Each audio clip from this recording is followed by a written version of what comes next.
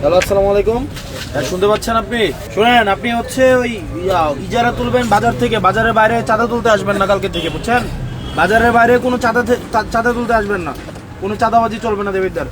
আপনি শুধুমাত্র বাজারের ইজারা নিচ্ছেন, বাজারটা হচ্ছে শুধুমাত্র কাঁচা বাজার। শুধু কাঁচা বাজারে এদিকে যদি আসেন, মানুষ যদি ধরে আপনাদের পিটায় পুলিশের হাতে তুলে দেয়, আমাদের কিছু করার নাই, কারণ চাঁদাবাজরা সবাই ধরে পিটাবে, বুঝছেন?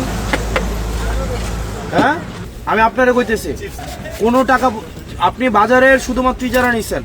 আপনি ফুটপাত, আপনি কারে কারে কইতো বাজারের লোককে আপনি চাঁদা তুলতে আসেন প্রত্যেকদিন, আবার বাজারের লোককে বলবো কেন? চাঁদা তো আপনি উঠান,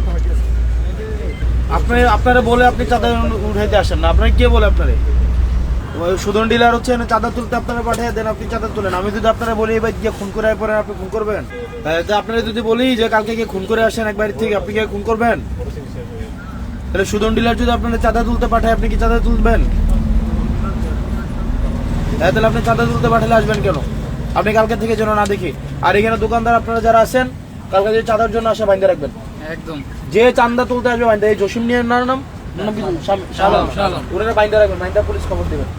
কোন চাঁদার জন্য যে আসবে, আপনার এরিয়া হচ্ছে বাজার, বাজারের বাইরে যদি আপনি আসেন, আপনারা ধরে বাইন্দা পুলিশে দিয়ে দেবেন। এর কোনো কথা নেই, বাইন্দা পুলিশ